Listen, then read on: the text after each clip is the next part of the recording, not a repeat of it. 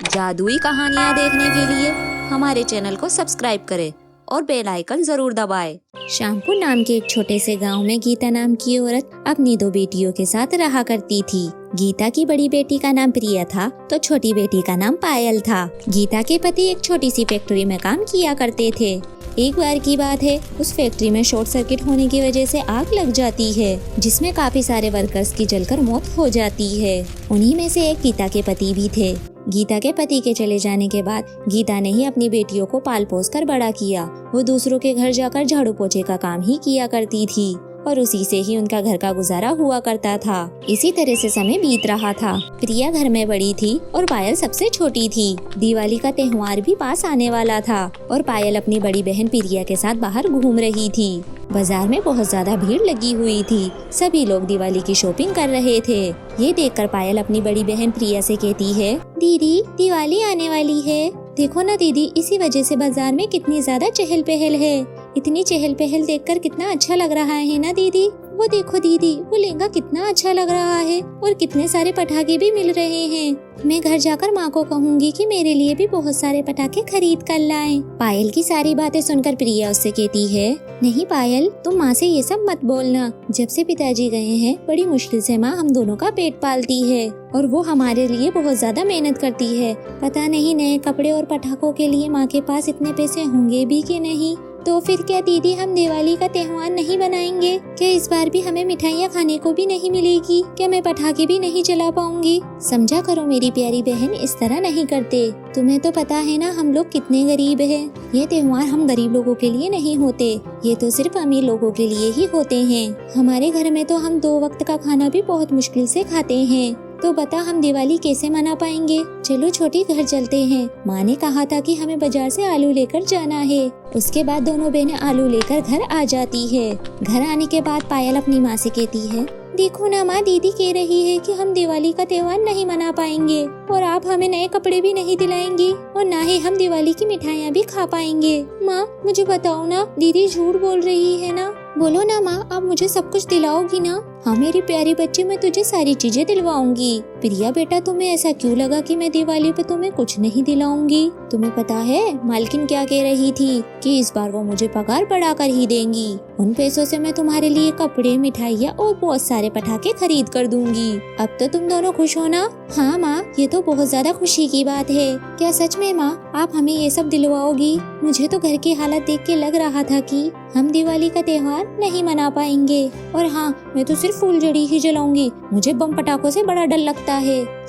दीदी आप तो डरपोक हो। मुझे तो सिर्फ आलू बम ही पसंद है। मुझे तो आलू बम चलाने में बहुत मजा आता है और वैसे भी मुझे सारे पटाखे भी अच्छे लगते हैं। मैं सबके सब जला सकती हूँ। सुनो माँ, मुझे बाजार में एक लहंगा बहुत पसंद आया था। माँ मुझे प्लीज वो लहंगा भी दिलवा देना। ठीक है मेरी गुड़िया रानी, मैं तुझे सब कुछ दिलवा दूंगी।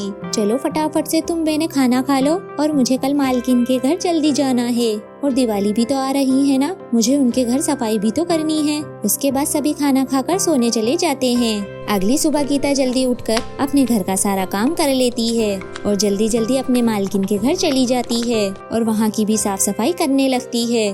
तभी गीता की मालकिन उससे कहती है, सुनो गीता, आज तुम घर की अच्छे से सफाई कर देना और तुम तो जानती हो ना दिवाली आने वाली है। और हाँ सुनो, बाहर वाले स्टोर रूम की भी तुम अच्छे से सफाई कर देना और ध्यान रहे मुझे कहीं भी गंदगी नहीं दिखनी चाहिए। ठीक है मालकिन, मैं आज घर की अच्छे से सफाई कर दूंगी। मैं पूरा घर अच्छे से चमका दूंगी। मालकिन आपने कहा था कि इस बार आप मेरी पगार बढ़ा कर दोगी। अगर वो पैसे आप मुझे आज दे देती तो मेरे लिए बहुत अच्छा होता, क्योंकि मुझे दिवाली पर अपने बच्चों के लिए कपड़े, मिठाइयाँ और कुछ पटाखे भी लेने हैं। अगर आप मुझे कुछ पैसे दे देती तो अच्छा होता।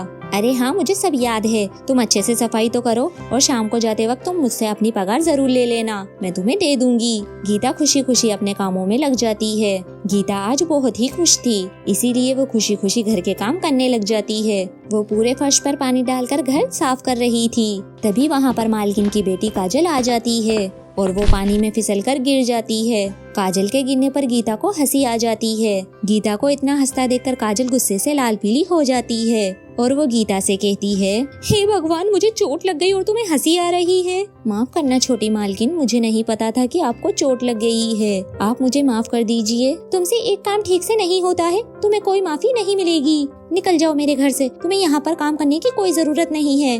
मैं तुम्हारी वजह से गिर गई और तुम्हें हंसी आ रही है। मेरे इतने अच्छे कपड़े खराब भी हो गए। मम्मी, आप कहाँ हो? जल्दी से इधर आओ। देखो इस नौकरानी ने मेरे साथ क्या किया।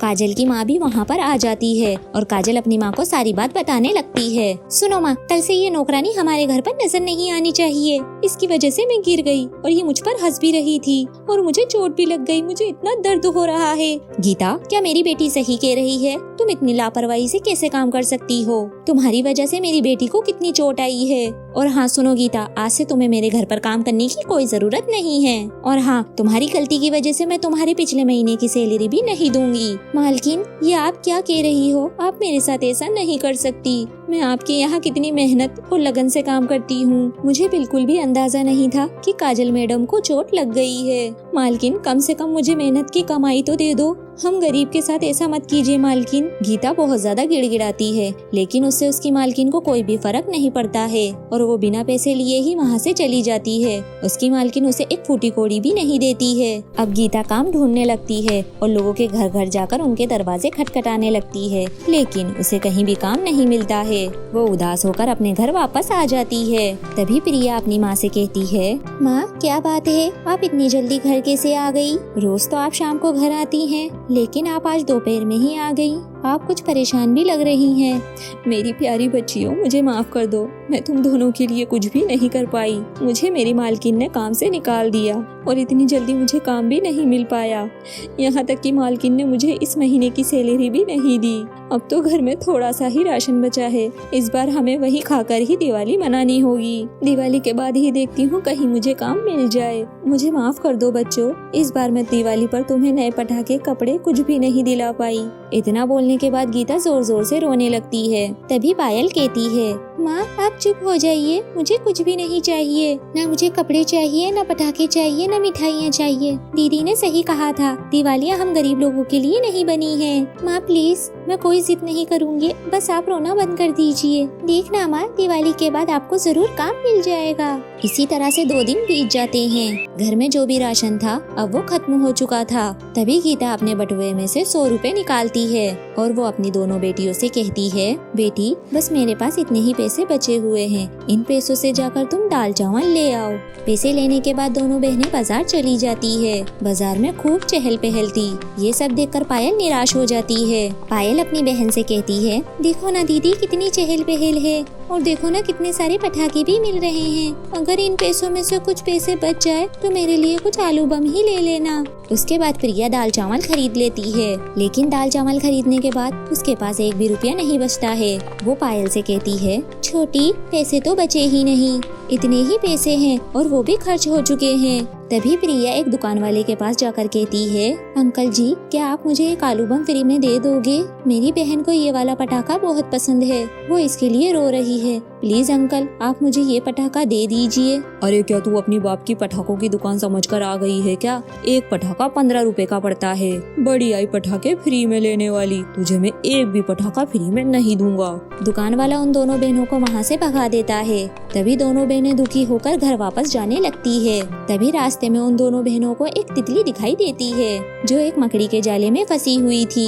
उसके बाद दोनों बहनें तितली को उस जाले से हटा देती है और उसे उड़ा देती है। वो तितली उड़ने के बाद एक परी के रूप में बदल जाती है। तितली को परी बनता देख दोनों बहनें हैरान हो जाती है। तभी परी कहती है, तुम दोनों बहनें हैरान मत हो, मैं परी लोग से यहाँ पर तितली बनकर यहाँ घूमने के लिए आती हूँ, लेकिन मैं यहाँ अचानक मकड़ी के जाले में फंस गई। मुझे तो लगा जैसे मैं यहाँ से निकल ही नहीं पाऊंगी, लेकिन तुम दोनों भली लड़कियों ने मेरी मदद की। तुम दोनों का बहुत बहुत धन्यवाद, तुमने मेरी जान बचाई, इसीलिए मैं तुम्हें कुछ देना चाहती हूँ। इतना कहने के बाद परी वहाँ पर पटाखे प्रकट करती है और परी उनसे कहती है, ये जादुई पटाखे हैं, इनसे तुम जो भी कहोगी वो तुम्हारी मदद जरूर करेंगे। ये तुम्हारी हर चीज में मदद करेंगे और तुम्हारी जिंदगी को ही बदल देंगे। अच्छा अब मैं चलती हूँ। इसके बाद परी वहाँ से गायब हो जाती है। जादुई पटाखे देखकर दोनों बहनें बहुत ज्यादा खुश हो जाती है और उन पटाखों को अपने घर ले जाती है।